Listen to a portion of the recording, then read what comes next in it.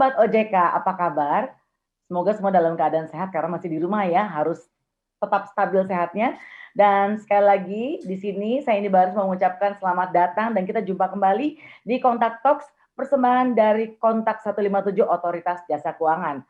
Dan tentu saja dalam perbincangan yang akan kita jalan bersama-sama, saya sebagai host di program ini spesial karena masih dilakukan secara virtual dan tetap memperhatikan protokol kesehatan yang sangat ketat.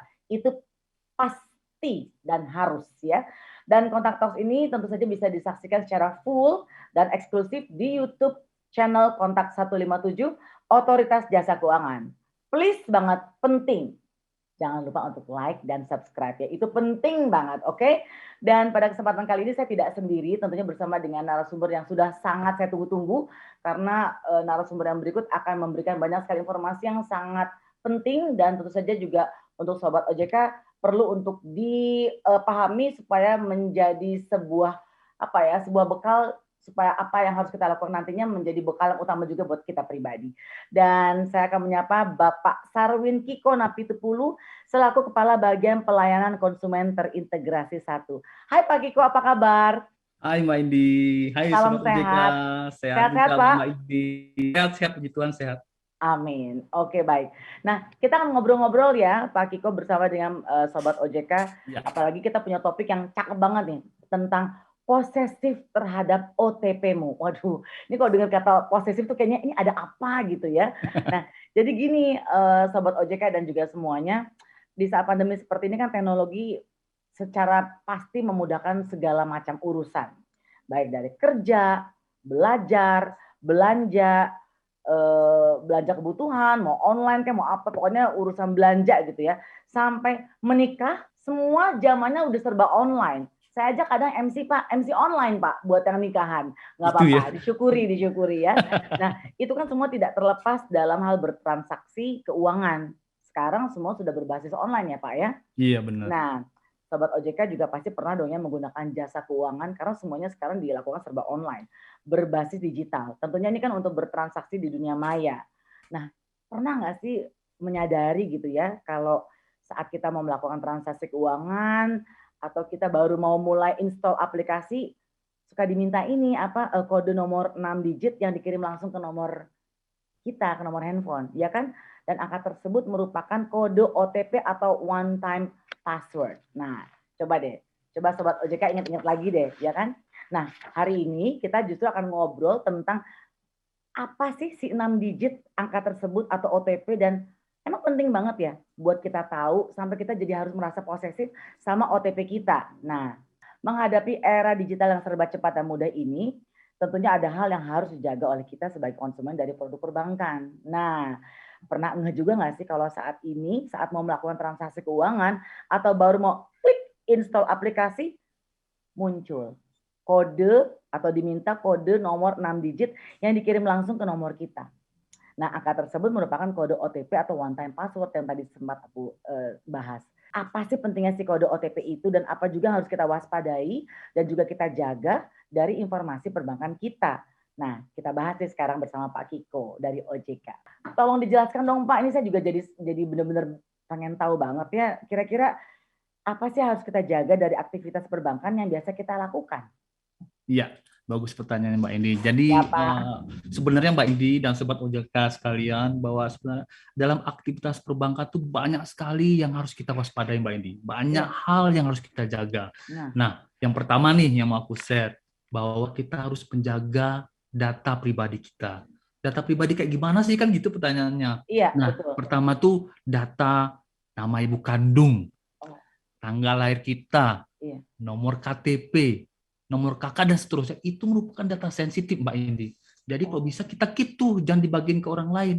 Yang kedua, kita harus menjaga PIN kita atau personal identification number yang ada pada akun perbankan kita. Jadi username, password pada login akun kita e-banking sama mobile banking itu kita jaga Mbak Indi, jangan pernah kita bagikan kepada orang lain. Nah, yang ketiga yang terakhir ini kita harus menjaga namanya tadi Mbak Indi bilang OTP, one time password, yang biasanya nih Mbak Indi dikirimkan melalui SMS atau email. Biasanya tuh ke nomor handphone biasanya Pak ya? Iya benar. Iya. Nah, saya tadi kan sempat OTP. Nah, tapi sebetulnya Iya. apa sih OTP itu gitu Iya. ya? Karena itu kan secara langsung kayak udah jadi teman kita ya Pak. Kalau kita mau download, Iya, bukan mau benar. download ya, mau bergabung di sebuah aplikasi atau pasti mereka mengirimkan OTP. Sementara saya juga pribadi Iya, mau langsung ke tanya nomor hari kita ini. gitu ya. Iya, sebenarnya apa sih OTP ini atau OTP ini Pak? Nah, OTP tadi kan Mbak ini juga sudah bilang one time password. One Kalau time bahasa password. Jawanya one, satu gitu ya. Iya, betul. Time, waktu, Iya. password, sandi. Jadi sebenarnya ini adalah sandi sekali waktu, Mbak Indi. Ini biasanya terdiri 6 karakter angka. Nah, ini dikirimkan seperti yang tadi aku bilang melalui SMS atau email kepada pemilik akun yang terdaftar pada pemilik aplikasi, dalam hal ini bank tentunya ya. Nah, kode ini Mbak Indi, Sobat OJK sekalian, itu biasanya diberikan dalam waktu singkat. Biasanya 2-5 menit tergantung banknya. Biasa sih maksimal 5 menit Mbak Indi. Itu OTP.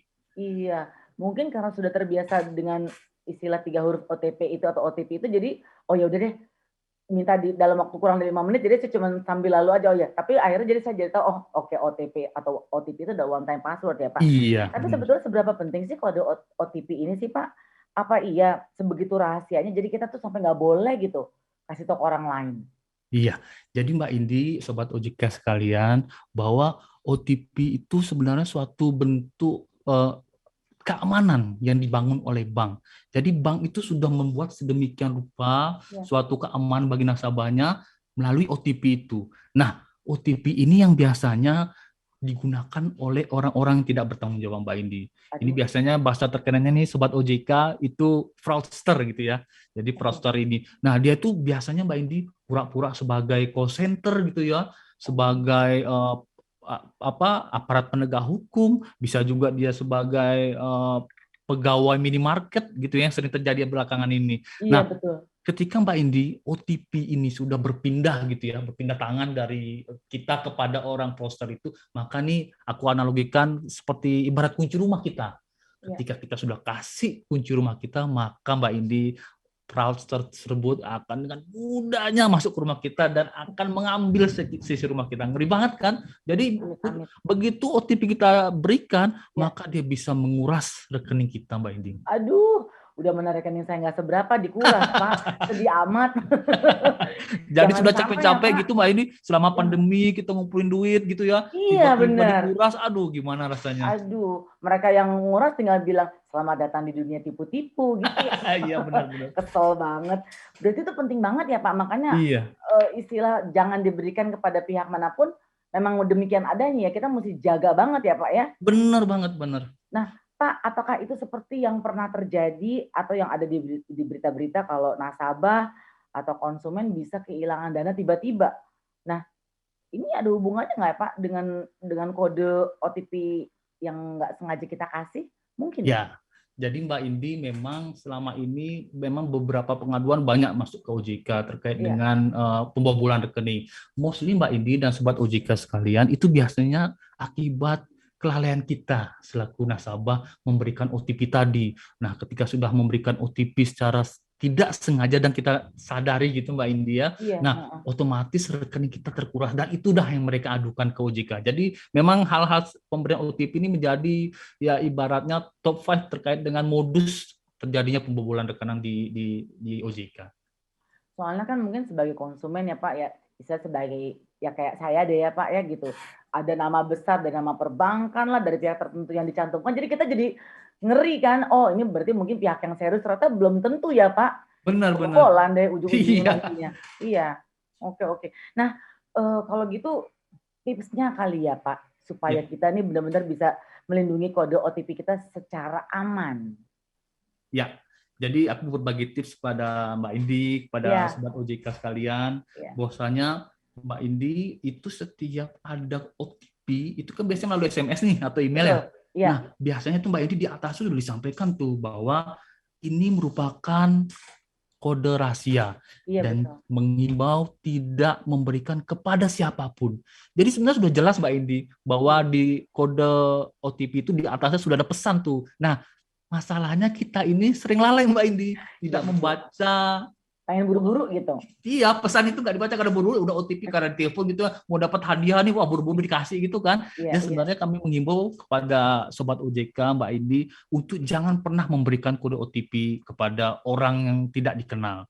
Yang kedua, ganti PIN dan password secara berkala. Kadang nih, Mbak Indi, biar mudah gitu ya, kita pakai PIN itu 1, 2, 3, 4, 5, 6. Itu mudah banget dibobol sama fraudster tadi. Maka kalau bisa kita menggunakan suatu PIN yang unik, yang kira-kira tidak mudah atau gampang ditembus oleh fraudster. Dan yang ketiga adalah jangan membiarkan kita memberitahukan kode data pribadi kita, seperti tadi aku bilang, kode nama ibu kandung, tanggal lahir, nomor KTP, nomor kakak, itu jangan pernah kita berikan kepada orang. Jadi 3 hal itulah merupakan tip untuk melindungi OTP kita, Mbak Indi.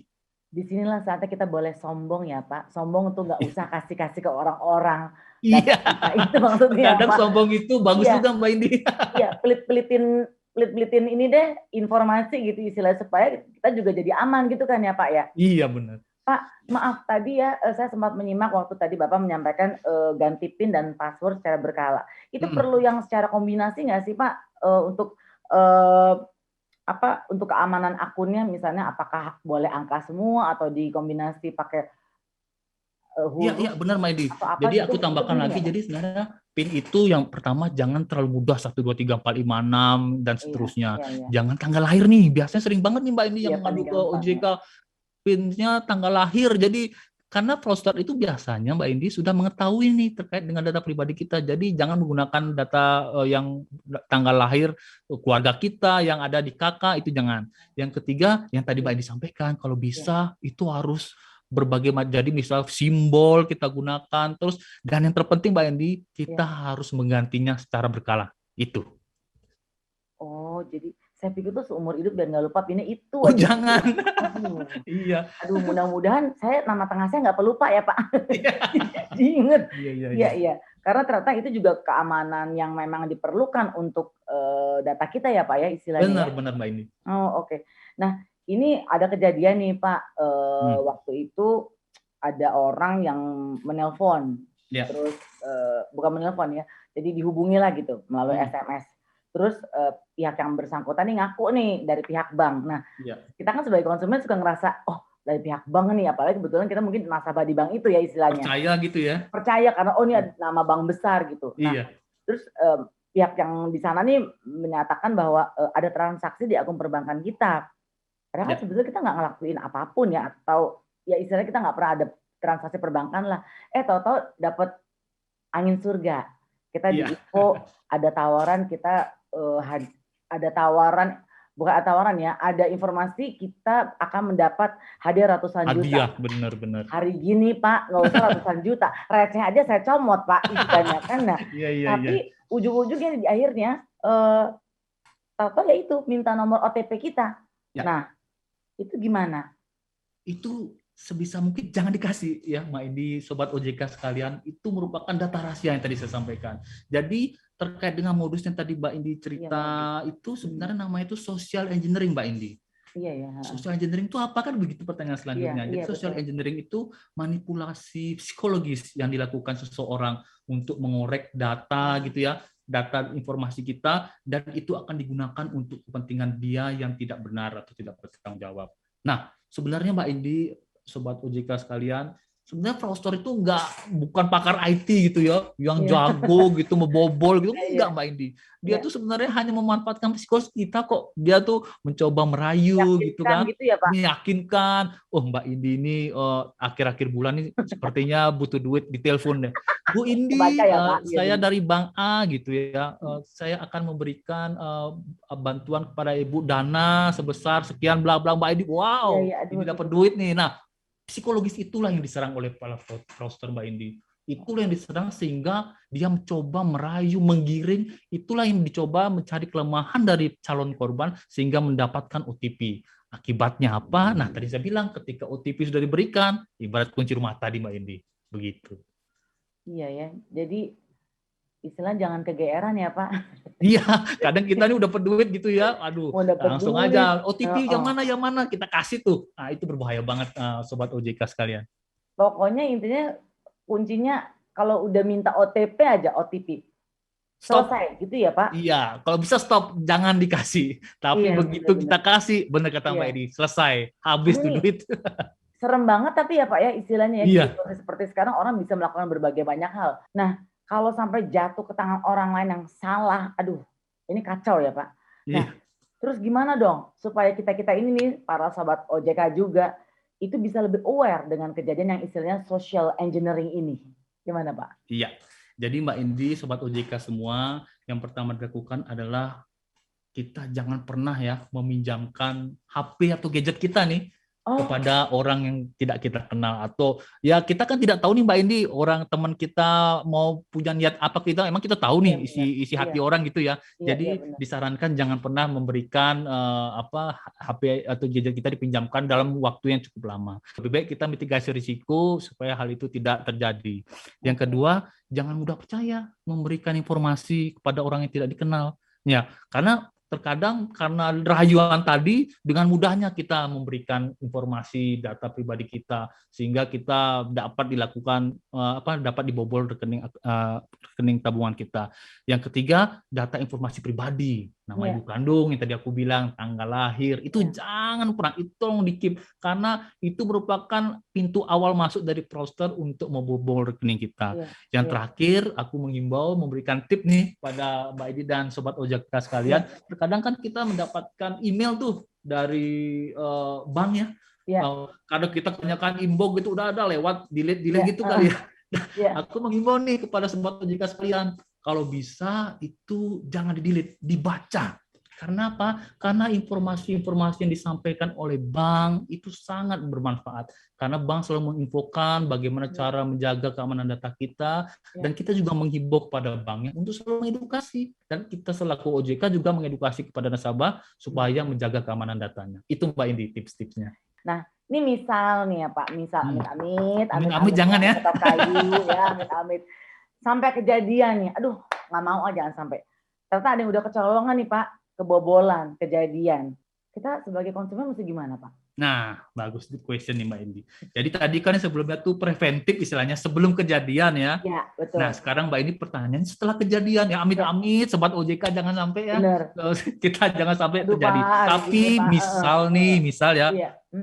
kejadian. Nah, aku akan memberikan himbauan nih atau masukan lah kepada Mbak Indi dan Sobat OJK sekalian supaya apa? Supaya melakukan hal-hal yang harus dilakukan ketika terjadi kita sudah memberikan kode OTP secara tidak sengaja atau ya tidak sadar gitu ya. Iya. Yang pertama, Mbak Indi, itu kita harus segera melaporkan kepada pihak banknya. Melapor, kita telepon, betul, kita telepon banknya lapor. Tapi ini yang sering terjadi Mbak Indi. Kita telepon, ternyata kita salah nomor teleponnya. Kita menghubungi bank yang sehingga apa? Sehingga fraudster itu Mbak Indi, Sobat OJK sekalian, begitu kita waktunya kita lama dalam melakukan pemblokiran, maka fraudster itu dengan mudahnya membobol rekening kita. Maka kita berpacu dengan waktu. Nah, langsung deh kita blokir itu rekening. Supaya apa? Supaya fraudster itu tidak bisa melakukan aktivitas layanan keuangan di akun kita. Setelah kita telepon, kita kan nggak tahu juga, terkadang tadi aku sampaikan di depan, fraudsternya nih canggih nih, dengan hitungan detik bisa hilang. Nah, begitu kita sudah dibobol seperti itu, begitu sudah kita blokir, kita jaga, lalu kita harus segera melaporkan Mbak Indi ke pihak berwajib. Ya, Sobat OJK, segera laporkan ke pihak berwajib, karena ini sudah penipuan ranah pidana, dan itu akan ditindaklanjuti oleh pihak berwajib. Nah, aku juga mau berbagi tip kepada Sobat OJK sekalian. Terkadang begitu dilaporkan kepada banknya, ada memang beberapa bank Mbak Indi itu kurang cepat dalam merespon. Nah, pertanyaannya apa sih yang harus dilakukan? Kan seperti itu. Nah, teman-teman Sobat OJK segera laporkan kepada OJK. Saat ini kita sudah ada tuh sistem namanya aplikasi portal perlindungan konsumen atau APPK. APPK itu kita bangun untuk membantu konsumen atau masyarakat Indonesia dalam mengadukan atau melaporkan komplain terkait perbankan, dan juga bisa bertanya juga di situ Mbak Indi di sistem tersebut. Nah, dengan sistem itu misalnya nih amit-amit Mbak Indi kena nih misalnya. Amit-amit jangan gitu ya. Nah, begitu Mbak Indi itu bisa kita input sendiri di sistem APPK tersebut. Begitu Mbak Indi sistem dan submit semua dokumennya di sistem tersebut, maka Mbak Indi, Sobat OJK sekalian, itu secara otomatis tuh langsung menuju kepada pihak bank yang kita laporkan. Nah, tugasnya OJK apa? Kan begitu pertanyaannya. Kami di sini memonitor Mbak Indi, apakah bank sudah melakukan penyelesaian pengaduan sesuai dengan ketentuan yang ada. Karena memang kita mengatur Mbak Indi, Sobat OJK sekalian, bahwa bank harus melakukan tindak penyelesaian pengaduan 20 hari kerja. Atau bisa ditambah plus 20 hari kerja. Jadi kita monitor di situ dan kami akan selalu memantau dan dalam hal diperlukan kami juga bisa melakukan klarifikasi kepada para pihak termasuk konsumen dan banknya. Nah, Oke. Pertanyaan berikutnya, kemana PPK kan gitu Mbak Indi? Oh, Bapak udah bisa baca pikiran saya. Iya, ya. Dari mata yang Mbak Indi udah tahu nih kemana sih nih sistemnya kan gitu ya. Jadi betul, Sobat OJK sekalian, itu bisa kita masuk pada link situs web kita di kontak157.ojk.go.id. Gitu Mbak Indi. Oke, jadi di kontak157.ojk.go.id ya Pak? Iya, betul. Untuk akses ke konsumen dari para konsumennya ya. Benar. Oke. Kalau kanal resmi kontak 157 kemana ya Pak? Nah, jadi Mbak Indi, aku juga mau share nih bahwa OJK itu selaku regulator membantu konsumen dengan memberikan berbagai macam kanal. Jadi Mbak Indi, dalam hal konsumen atau masyarakat Indonesia dalam ini Sobat OJK ingin mengadukan gitu ya, ingin bertanya, kita ada kanal-kanal yang Mbak Indi. Yang pertama tuh bisa telepon. Telepon cukup 3 angka Mbak Indi. 157. Aku ulangi ya, 157. Jadi Sobat OJK sekalian bisa call ke 157 supaya untuk bertanya ataupun mencoba mengadukan permasalahan. Yang kedua Mbak Indi bisa melalui email. Emailnya kemana? Ke konsumen@ojk.go.id. Aku ulangi ya, konsumen@ojk.go.id. Nah, terkadang nih milenial, aduh ribet banget email gitu ya. Jangan khawatir, tenang gitu ya. Kita ada WhatsApp-nya juga Mbak Indi, yaitu di nomor 081 157 157 157. Jadi berbagai macam pilihan untuk pengaduan ya Pak ya. Medsos, nah anak sekarang kan suka, termasuk saya, anak medsos yang bergaul di sosial media, bisa di Instagram di @kontak157, Facebook juga sama ya Pak ya? Benar. Baik, ini syarat dan lengkap ya Pak untuk segala macam pengaduan. Tapi yang penting pengaduannya berhubungan dengan ini ya Pak, bukan masalah pribadi. Nah, ini bagus nih Mbak Indi. Jadi kadang-kadang ada aja yang iseng. Mana-mana. Iya, mengadukan. Jadi pengen diajak telepon untuk kenalan lah sama agen-agen kami. Kan agen kami banyak juga tuh itu yang masih iya. Jadi kami mengimbau juga kepada Sobat OJK ini khusus terkait dengan yang berhubungan dengan sektor jasa keuangan saja. Di luar itu betul. Tidak bisa. Jangan jadi, aduh saya nggak ngerti kenapa saya nggak dapat kerja sampai hari gini. Jangan ya Pak, nggak ada urusan. Iya. Kita doain aja semoga semuanya aman-aman aja. Aman. Amin. Baiklah. Nah, supaya bisa aman juga buat Sobat OJK, kebetulan kita sudah menerima banyak sekali pertanyaan nih, Pak Kiko. Ya. Meskipun banyak banget yang sudah masuk, tapi kita pilihkan yang bisa kita tanyakan di sini ya. Baik, terima kasih untuk semua yang sudah memberikan pertanyaan di Instagram kontak 157. Nah, kita langsung menyapa pemilik akun @didok_setiawan. Ya. Pertanyaan ke Pak Kiko langsung jawab aja langsung ya. Baik, ini kalau data kita sudah berhasil dicuri, apa langkah yang harus kita lakukan? Seperti tadi kita udah sempat singgung itu ya, tapi Bapak bisa ulang lagi. Dengan siapa tadi Mbak ini? Didok? Dengan Didok. Iya, oke. Didok Setiawan. Jadi tadi sudah aku sampaikan di awal, tapi nggak apa-apa nih, kita refreshment lagi Mbak Indi ya. Ya, jadi sebenarnya kalau misalnya data kita sudah berhasil dicuri, yang pertama itu yang aku bilang tadi, laporkan Mas Didok ke bank tersebut. Telepon call center-nya. Sudah ada tuh call center bank A di nomor sekian, bank B dan seterusnya. Segera dan lakukan blokir yang tadi aku sampaikan, karena penjahat itu bisa membobol rekening dalam hitungan detik atau menit. Jadi segera, jangan tunda-tunda. Jangan tunda-tunda. Segera kita blokir rekening kita Mbak Edi. Nah, yang tadi aku bilang, Mas, misal nih amit-amit Mas Didoknya hilang uangnya gitu ya. Nah, begitu sudah kita blokir, maka Sobat OJK harus segera melaporkan ke pihak berwajib untuk dilanjutkan penanganannya melalui pihak berwajib, karena ini sudah memasuki ranah pidana. Itu Mbak Indi.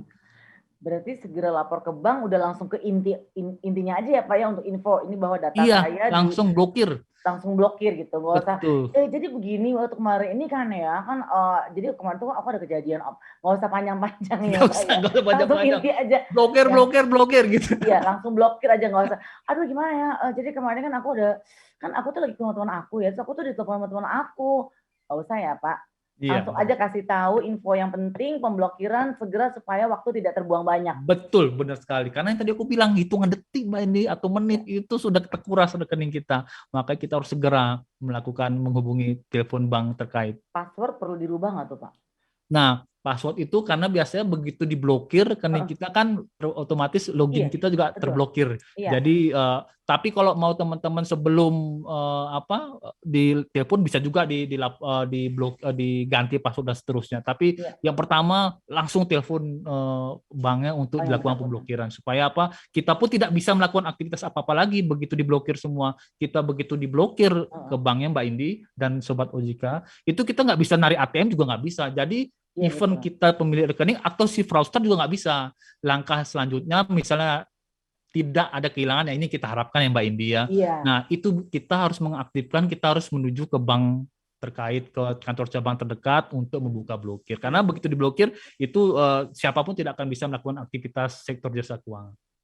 Pak, ini pertanyaan dari saya dari akun Indi Barens ya Pak ya. Ya. Pak, ini kan kalau di dok tadi bertanya kalau data sudah berhasil dicuri, langkah yang harus dilakukan adalah kan tetap kita telepon si bank yang bersangkutan dan memblokir ya Pak. Betul. Nah, seandainya kita atau saya ngerasa di bank gue nggak ada dananya ini, nggak apa-apa, terserah nggak usah diblokir, nggak ada dananya. Tetap harus diblokir nggak Pak? Meskipun kita tahu kita nggak ada dana di akun kita itu. Jadi sebenarnya kalau tidak ada dana, aku sampaikan patternnya dulu ya, polanya dulu ya. Iya. Biasanya yang diincar memang yang memiliki dana, Mbak Indi. Oh, Jadi dia sudah tahu lewat sosial media kita, kita dilihat mereka sudah memikirkan sampai sedemikian rupa sehingga dia mungkin dia paham terkait rekening yang akan dibobol. Jadi biasanya mostly memang ada rekening, ada dananya. Tapi misalnya nggak ada, saran saya itu memang harus segera diblokir Mbak Indi, karena kita nggak tahu nih tiba-tiba Mbak Indi dapat job sudah ditransfer gitu di muka gitu ya. Ya kita nggak tahu nih apa yang terjadi, karena ibarat tadi kunci rumah, begitu kunci rumah kita kasih meskipun di rumah itu kosong, kita kan nggak tahu nih tiba-tiba kita akan ada pengiriman barang atau apa dengan kunci rumah itu, maka dengan mudah juga karena datanya di tangan dia ya Pak. Benar banget. Aduh, jangan sampai. Oke, baik. Semoga itu bisa terjawab ya, Mas Didok ya, Mas Didok _Setiawan. Selanjutnya dari @Diputra Impossible. Impossible gimana sih Mas Putra kamu? Dia bertanya gini, cara pelaporannya bagaimana ya Pak? Nah, silakan diulang lagi Pak. Cara pelaporannya. Baik. Biar jelas Pak, mungkin baru bergabung nih. Ya nggak apa-apa. Mas Putra. Jadi nggak apa-apa, ini supaya merefresh lagi. Jadi pelaporannya aku juga harus berkhusus lagi nih, maksudnya Mas Putra, pelaporan ke OJK apa ke banknya. Tapi nggak apa-apa, aku jelasin keduanya Mbak Indi. Jadi yang pertama pelaporan ke banknya. Yang tadi aku bilang, telepon ke banknya, call centernya segera hubungin call center, dan juga Mas Putra jangan sampai salah nomor call center. Kadang kita karena cepat-cepat atau grogi atau dalam keadaan kalut gitu atau panik gitu ya, langsung salah-salah sehingga itu wasting time banget, jadi buying time untuk fraudsternya membobol rekening kita. Jadi segera telepon banknya untuk segera memblokir. Nah, terhadap OJK-nya bagaimana cara pelaporannya, ini bagus juga pertanyaannya. Jadi yang tadi aku bilang, segera laporkan bersurat ke OJK bisa, atau langsung tadi aku bilang melalui sistem APPK, aplikasi portal perlindungan konsumen. Karena melalui aplikasi tersebut yang tadi aku mention di awal, bahwa ketika kita mengadukan melalui itu, maka otomatis akan pass through kepada banknya. Disitulah nanti OJK akan melakukan monitoring Mbak Indi, bahwa kita memonitoring bagaimana penanganan pengaduan pelaku usaha jasa keuangan yang di bawah kewenangan kami. Begitu Mbak Indi. Ya, semoga jelas juga buat dirimu ya Mas Diputra Impossible. Anak zaman sekarang nih, geng gue nih pasti nih. Oke. Yang berikut dari @Aldi Rubini. Ini kalau ada yang ngaku-ngaku nih dari bank nelfon gitu, gimana sih cara memastikan kebenarannya kalau itu benar dari pihak bank? Nah, gimana tuh, Mak? Gimana cara kita teriyakini bahwa ini memang dari pihak bank yang bersangkutan? Mana tuh, Pak? Ya, pertama seperti kata di televisi, waspadalah kayak gitu ya. Benar, jadi aku kasih tips kepada Mas Aldi, jadi waspadalah. Jadi jangan pernah mudah percaya kepada siapapun itu, khususnya kepada orang yang tidak kenal tentunya ya. Jadi misalnya Mbak Indi ada yang telepon, nomornya nggak ada nih di phone book kita kan gitu. Nah, terus kita nggak tahu ini siapa, tiba-tiba dia dengan merayu, menggali informasi. Nah, suaranya bagus. Nah, menawarkan, lagi bengong. Betul, mengiming-imingi gitu ya. Lagi pandemi, lagi susah gini, ditawarin sesuatu yang wow gitu. Nah, itu patut curiga, patut waspada. Jadi teman-teman jangan pernah mudah percaya, karena misalnya kita sudah tergiur oleh rayuan itu, maka kita akan tergiring. Jadi aku pesan kepada Mas Aldi untuk mengetahui itu, memang belum ada nih kajian atau apa, tapi biasanya polanya itu dia itu pertama tidak dikenal dan tiba-tiba menawarkan sesuatu yang di luar nalar, Mbak Indi. Jadi tiba-tiba dapat hadiah, tiba-tiba kita ditawarkan, Ibu Indi, kartu kredit Ibu di Bank A ya, nanti mulai besok nih Bu Indi kita akan diberikan biaya admin sebesar 15.000 setiap transaksi. Nah, kalau Bu Indi mau nggak terkena itu, maka Bu Indi harus mengaktifkan nih mulai hari ini. Sebentar lagi kami akan kirim nih SMS kepada Ibu untuk mengaktifkannya. Bu Indi bisa dikasih tahu nggak nomor 4 angka atau 6 angka gitu. Nah, mulai masuk Pak Eko. Lumayan nih, dapat potongan biaya admin gratis, gretong, Bo, kan gitu ya. Nah, itu kita jangan pernah tergiur atas rayuan-rayuan seperti itu. Jadi Mas Aldi tetap waspada, dan juga tadi aku bilang di awal bahwa ketika kita dimintakan kode OTP kita, even pegawai bank sekalipun tidak boleh meminta kode OTP tersebut. Jadi jangan pernah percaya kepada siapapun juga yang mengatasnamakan bank, penegak hukum, pegawai minimarket, dan seterusnya. Itu Mbak Indi. Waspadalah kata kuncinya. Benar, waspadalah itu mesti diingat. Mengatasnamakan bank, tapi menghubungi kita pakai nomor handphone. Aneh iya, benar-benar. Benar-benar Mbak Indi. Itu parah sih. Mengatasnamakan bank tertentu kan biasa kalau bank tertentu kodenya kan pasti nomor. Sudah ada ya, sudah ada. 021 apa gitu kan ya, nomor kode dari Jakarta atau kota-kota. Ini nomornya nomor handphone. Bingung sih ya, agak-agak di situ udah mulai bisa kita, ini apa nih, mau coba-coba ya kan istilahnya ya. Iya, oke. Dan berarti itu mudah-mudahan bisa terjawab ya Aldi Rubini ya. Yang penting adalah jangan gampang kecongkel, terayu.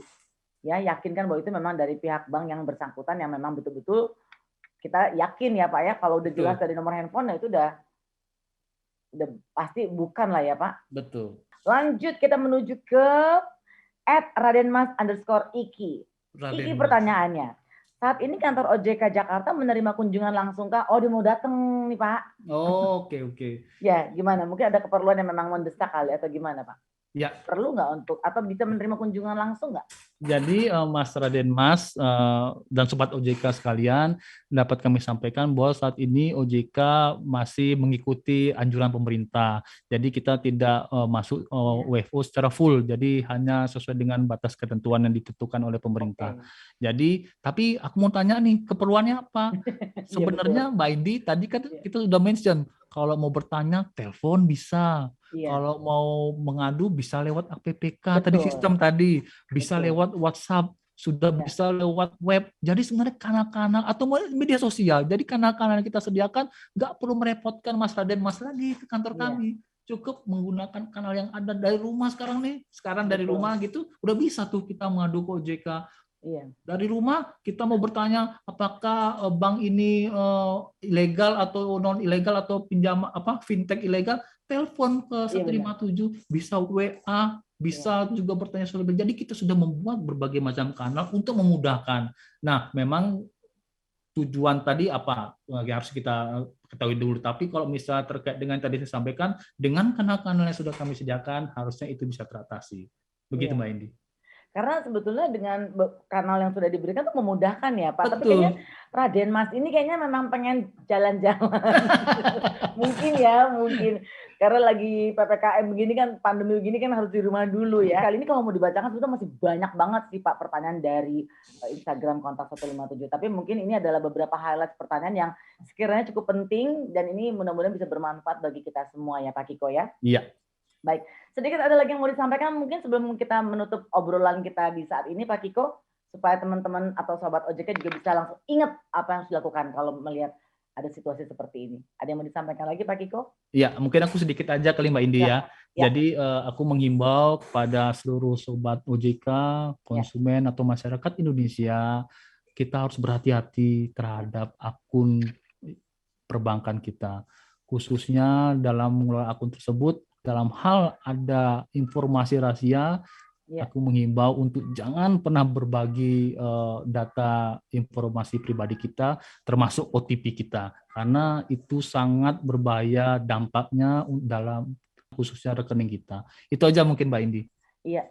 Pokoknya udah jangan kasih apapun, bikin itu serahasia mungkin ya Pak ya. Iya. Kalau nggak mau kebobolan Iya. istilahnya. Tapi kalau mau kasih-kasih ya terserah. Tapi ada baiknya itu kan data rahasia pribadi kita. Jadi sebaiknya kita tidak boleh memberikan data kita kepada siapapun ya Pak. Benar. Oke. Jadi Sobat OJK ingat baik-baik pesan dari Pak Kiko. Karena ini untuk mewaspadai situasi yang saat ini mungkin bisa terjadi pada siapapun juga ya Pak. Betul. Jangan pernah memberikan angka rahasia atau OTP kepada pihak apapun dan siapapun juga. Ya. Dan sekali lagi kalau misalnya ada permasalahan atau pertanyaan seputar sektor jasa keuangan, silakan langsung tanyakan ke kontak 157 lewat WhatsApp, email, atau follow di Instagram @kontak157 atau juga bisa bertanya melalui direct message atau juga DM. Benar. Oke, terima kasih sekali untuk obrolan kita pada kesempatan kali ini Mbak ya Pak. Indi. Ini obrolan singkat, padat, jelas dan membuat kita bisa semoga bermanfaat ya Sobat sangat OJK bermanfaat. juga. Sehat-sehat ya Pak. Sehat salam juga buat semua Sobat OJK.